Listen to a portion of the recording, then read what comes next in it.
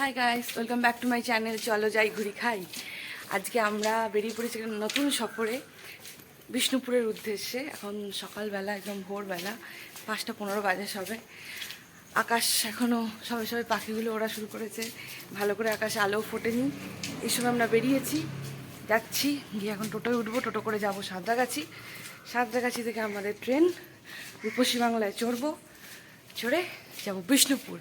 আর বিষ্ণুপুর গিয়ে তোমাদেরকে দেখাবো জায়গাটা কেমন, কি ঘুরছি, কেমন লাগছে সব তোমাদের দেখাবো। আমরা এসে পৌঁছে গেছি সাঁতরাগাছি স্টেশনে। এবার এখান থেকে আমরা চলে যাব 2 নম্বর প্ল্যাটফর্মে। 2 নম্বর প্ল্যাটফর্মে ট্রেন দিয়ে দিয়েছে। 2 নম্বরে গিয়ে উঠে পড়বো ট্রেনে। আমরা বিষ্ণুপুর স্টেশনে এসে গেছি। এসে এখন ওভারব্রিজ দিয়ে ক্রস করে যাচ্ছি টোটো স্ট্যান্ডের দিকে। টোটো ধরতে হবে, অথবা হেঁটে যদি যাওয়া যায় তাহলে হেঁটে গিয়ে আমরা পৌঁছাবো আমাদের হোটেল মল্লভূম লজে।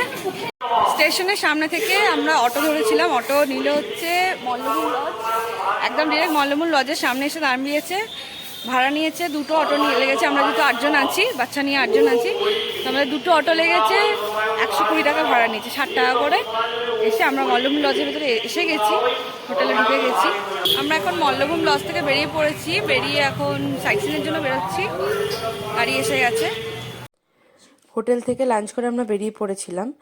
এখন আমরা এসেছি ছিন্নমস্তা মায়ের মন্দিরে, সাথে দলমাদল কামান দেখতে। আমরা এসে গেছি বিষ্ণুপুর ছিন্নমস্তা মায়ের মন্দিরে। মন্দিরের ভেতরে এই হলো ছিন্নমস্তা মা। এখানে মন্দিরে পুজো দিয়ে তারপর আমরা চলে গেছিলাম দলমাদল কামান দেখতে। এরপর আমরা এসেছিলাম দলমাদল কামান দেখতে। এটা মল্লরাজাদের তৈরি, আর এটা হলো বিষ্ণুপুরের একটা অন্যতম ঐতিহাসিক স্থান। এরপর আমরা গেছিলাম নন্দলাল মন্দিরে। এই মন্দিরটা আর্কিওলজিক্যাল সার্ভে অফ ইন্ডিয়ার মধ্যে অন্তর্গত। এই মন্দিরটা কিন্তু খুব সুন্দর ছিল, টেরাকোটার কাজ করা। এরপরে গেছিলাম রাসমঞ্চ। এখানে কিন্তু ভেতরে ভিডিও করা অ্যালাউড নয়, তাই জন্য আর কোনো ভিডিও করিনি। গেছিলাম শ্যামরাই মন্দিরে। এখানে প্রত্যেকটা মন্দিরই আর্কিওলজিক্যাল সার্ভে অফ ইন্ডিয়ার অন্তর্গত। আর প্রত্যেকটা মন্দির টেরাকোটার খুব সুন্দর কাজ করা, আর সব জায়গাতেই ভিডিও করা অ্যালাউড নয়।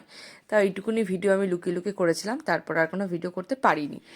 এরপর আমরা চলে যাই মন্দির নগরীর আরও একটা মন্দির দেখতে, জোড়বাংলো মন্দির। এখানে এই দুটো মন্দির এভাবে জোড়া ধাঁচে তৈরি বলে এটার নাম হলো জোড়বাংলো মন্দির। এই মন্দিরটা দেখে আমরা এখানে যাই দেখতে গুমঘর। এইখানে একটা সময় বন্দীদেরকে আটকে রাখা হতো। এরপর আমরা দেখলাম এই ছোট্ট বিষ্ণু মন্দিরটা। এটা রথের আকারে তৈরি, তাই জন্য এটা লোহার রথ হিসেবে বিখ্যাত এখানে। এরপর আমরা এখান থেকে গনগনি যাওয়ার উদ্দেশ্যে রওনা দিই। যাওয়ার পথেই বড় পাথর দরজা, ছোট পাথর দরজা এগুলো দেখে জয়পুর জঙ্গলের মধ্যে দিয়ে এগিয়ে চলি আমাদের নেক্সট ডেস্টিনেশনের দিকে। আবারও জঙ্গলের মধ্যে বৃষ্টি দেখতে দেখতে আমরা এগিয়ে চললাম। ভীষণই ভালো লাগছিল, কারণ বৃষ্টির মধ্যে জঙ্গলে গিয়ে যেতে তো আমার দারুণ লাগে। তো সেই মুহূর্তটাকে উপভোগ করতে করতে আমরা দুজনে খুব মজা করতে করতে যাচ্ছিলাম। যেতে যেতে এই জায়গাটা দেখে খুব ভালো লাগলো। এই জায়গাটা একটু দাঁড়ালাম। এই সুন্দর জায়গায় 2-4টে ভালো ছবি না তুললে কি আর হয় বলো। মুকুটমণিপুরে জল ছাড়লে এখান দিয়ে স্রোতটা পড়ে, স্রোত বয়ে যায়, সেটা দেখতে আমরা দাঁড়িয়ে পড়েছি এখানে। এরপর আমরা জয়পুর জঙ্গলের আরও গভীরে ঢুকে পড়ি। একদম গভীর রাস্তা দিয়ে আমরা যেতে থাকি। এই রাস্তায় বলছে একটু বেলা বেড়ে গেলে হাতিটাতিও বেরিয়ে পড়তে পারে। এই রাস্তাটা পেরিয়ে আমরা চলে গেলাম বনলতা রিসর্ট। এখানে ঢুকেই আমরা দেখতে পেলাম গরুর খাটাল, তারপর এখানে মুরগির চাষ হচ্ছে, উল্টো দিকে আবার অস্ট্রিচ রয়েছে। তোমরা চাইলে কিন্তু এখানে এসেও থাকতে পারো একটা দিন, বাট এখানে থাকা খাওয়া কিন্তু খুবই কস্টলি। যারা থাকতে পারবে না তারা কিন্তু ঘুরতে চাইলে একটা দিনের জন্য এসে ঘুরে যেতে পারো। বিষ্ণুপুর যেদিন সাইট সিন করবে সেই দিন এখানে ঘুরে যেতে পারো। এদিকে যেমন চাষ কিছু একটা হবে, আবার এদিকে ফুলের চাষ হয়েছে। আরও এগিয়ে আমরা দেখতে পেয়েছি পুকুর আছে, এদের চাষ হচ্ছে, সেখানে মাছ চাষ হচ্ছে। এইগুলো হচ্ছে ওদের কটেজ, যেখানে থাকার ব্যবস্থা আছে।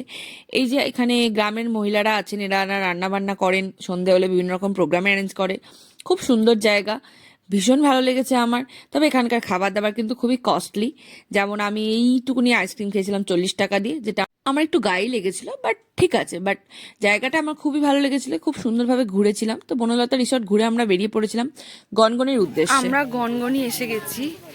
ওপর থেকে গনগনির ভিউটা জাস্ট দারুণ লাগছে। ওই দিকের ওই দূরে যখন গিয়ে পৌঁছাবো তখন তো মানে আরো ভালো লাগবে। এই জায়গাটা মানে খুব সুন্দর লাগছে। এখানে সিঁড়ি করা রয়েছে পরিষ্কারভাবে, যে যাতে সবাই ওই দিকে গিয়ে পৌঁছতে পারে। এক্সট্রা কষ্ট যাতে না করতে হয় সেই জন্য। তবে এই গনগনি কিন্তু গ্র্যান্ড ক্যানিয়ন অফ বেঙ্গল নামে পরিচিত। এখানে শিলাবতী নদীর গতিপথ পরিবর্তন করেই গিরিখাতের সৃষ্টি হয়েছে। এটা তোমরা এলে এই জায়গাটার যে সৌন্দর্যটা সেটা যেভাবে উপভোগ করতে পারবে, ভিডিওতে দেখে হয়তো অতটাও বুঝতে পারছো না। কলকাতা থেকে মাত্র 3 ঘন্টা দূরে অবস্থিত এই বিখ্যাত ক্যানিয়নটা। তোমরা ওয়ান ডে ট্যুরে এসে ওই জায়গাটা ঘুরে যেতে পারো, চাইলে বিষ্ণুপুর ট্যুরে ইনক্লুড করতে পারো, অথবা শুধুমাত্র গনগনি ঘোরার জন্য তোমরা এখানে আসতে পারো। তবে বয়স্ক মানুষরা কিন্তু এখানে এলে এই জায়গাটা উপভোগ অতটা করতে পারবে না, কারণ এখানে তারা নামতে পারবে না যাদের পায়ের সমস্যা আছে। আদারওয়াইজ কিন্তু জায়গাটা খুবই সুন্দর, তোমরা এসে এই বিস্তীর্ণ অঞ্চল খুব সুন্দরভাবে এনজয় করতে পারবে। এই প্রত্যেকটা জায়গা কিন্তু খুবই ভালো ফটোজেনিক। তোমরা এখানে এসে অনেক পিকনিক স্পট হিসেবে বিখ্যাত এই জায়গাটা দিয়ে আমরা আমাদের বিষ্ণুপুর ট্যুরের ডে 1 কমপ্লিট করেছিলাম, আর এখান থেকে ঘুরে আমরা সোজা হোটেলে ফেরত গেছিলাম। ভিডিওটা আমি এখানেই শেষ করছি। যদি ভিডিওটা ভালো লেগে থাকে তাহলে লাইক করবেন, শেয়ার করবেন, সাবস্ক্রাইব করবেন আমার চ্যানেল চলো যাই ঘুরি খাই। দেখা হচ্ছে পরের ভিডিওতে। টাটা।